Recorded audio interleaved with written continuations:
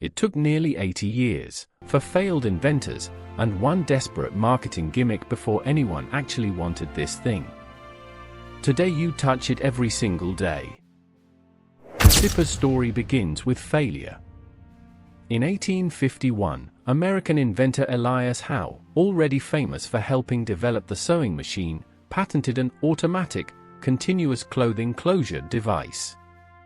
It was, in many ways, an early conceptual ancestor of the zipper.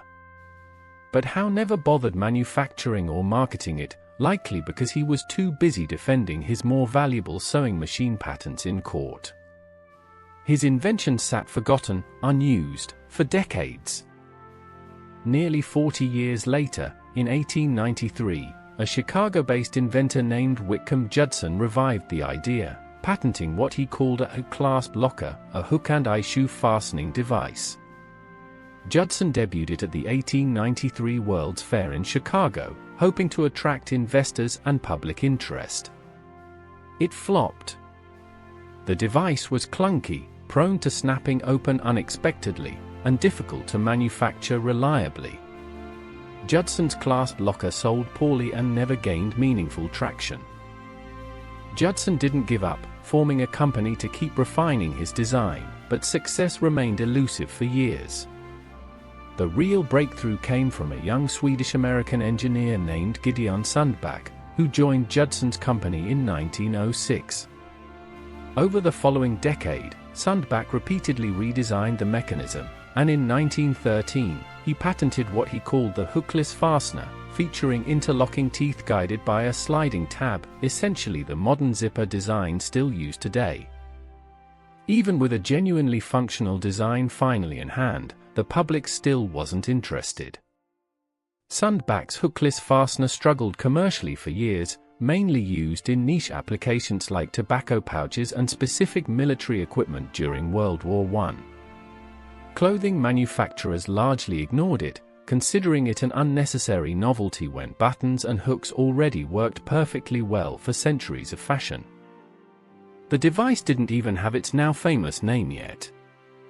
In 1923, the B.F. Goodrich Company began using Sundback's fastener on a new line of rubber boots, and legend credits a Goodrich executive with coining the name zipper specifically because of the distinctive zip sound the mechanism made when opened and closed.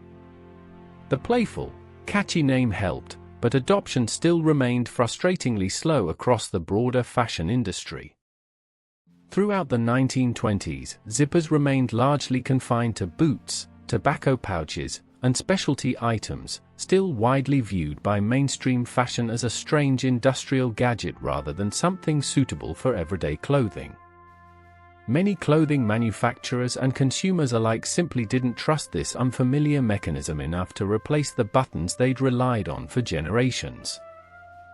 The real turning point came unexpectedly through children's fashion. In the early 1930s, a marketing campaign specifically targeted parents, promoting zippers on children's clothing as a tool that would encourage self-reliance, allowing young kids to dress themselves without needing help buttoning clothes. This campaign worked remarkably well, and public perception of zippers began shifting from industrial curiosity toward practical, everyday household convenience. Fashion designers took notice throughout the 1930s, and French designer Elsa Schiaparelli became one of the earliest high-fashion designers to prominently feature zippers in clothing collections, even using brightly colored, visible zippers as a bold design statement rather than hiding them. This high-fashion endorsement helped legitimize zippers as genuinely stylish, not merely functional, finally breaking through decades of public skepticism. By the late 1930s and accelerating through World War II, zippers had become firmly embedded into mainstream clothing manufacturing, used extensively in military uniforms, jackets, and equipment where reliability and speed genuinely mattered under combat conditions. What had taken nearly 90 years since Elias Howe's original forgotten patent had finally become standard, practical, everyday technology trusted by millions. From a forgotten 1851 patent nobody manufactured, to a fair exhibit that flopped, to a clever marketing pitch aimed at parents, to a fashion statement worn boldly on runways, the zipper's road to your jeans, jacket, and bag took nearly a century of repeated failure before anyone actually wanted it. The next time you zip up without thinking twice, remember, this simple mechanism spent almost 90 years being rejected before the world finally accepted.